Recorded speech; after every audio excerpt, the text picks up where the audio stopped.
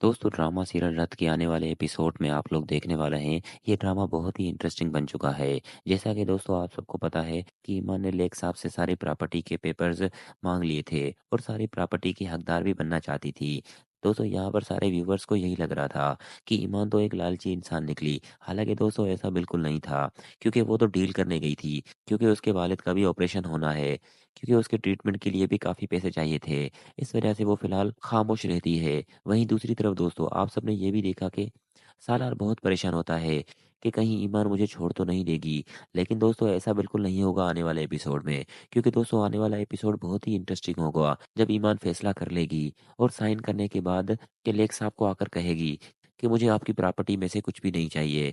मैं तो सालार का साथ ही चाहती हूँ और सालार ही मेरे शौहर हैं। मैं तो बस आप सबको टेस्ट कर रही थी कि किस तरह से आप सब पैसे की लालच में आकर किसी को भी बेच सकते हो, लेकिन मैं अपने शौहर को नहीं बेच सकती। मेरा शौहर मेरी ज़िंदगी है। मैंने ये किस हालात में शादी की है, वो सिर्फ़ मुझे पता है। लेकिन अब मैं सालार से मोहब्बत करने लगी हूँ। दोस्तों यहाँ पर सालार भी बहुत खुश होता है और दोनों एक-दूसरे की आँखों में देखकर थोड़ी देर के लिए खामोश हो जाते हैं और बस अपनी मोहब्बत को फ़ील करते हैं। वहीं दूसरी तरफ दोस्तों आप ये भी देखेंगे कि कामरा बिल्कुल आग बबूला हो जाएगा कि किसी तरह वो अपने भाई को बस जान से मार डाले। लेकिन ज़ामिर उसे कहेगा ये सही वक़्त नहीं है। हमने तो अभी पूरी प्रॉपर्टी पर कब्ज़ा करना है और लेक साहब भी यहाँ पर हैं। हम ऐसा-वैसा कुछ नहीं कर सकते। यहाँ पर दोस्तों शैला भी लेक साहब पे बहुत हँसती है कि आप तो बड़े-बड़े दावे कर रहे थे, लेकिन सालार ने तो आपकी बिल्कुल नहीं सुनी और तलाक के पेपर फाड़ कर यहाँ से चला गया। अब आप क्या करेंगे? लेकिन यहाँ पर लेक साहब कहेगा, मुझे कुछ वक़्त दो, मुझे सोचने दो। मैं सालार और उस लड़की से खुद ही बात करूँगा। देखता हूँ सालार मेरी बात कैसे नहीं सुनता।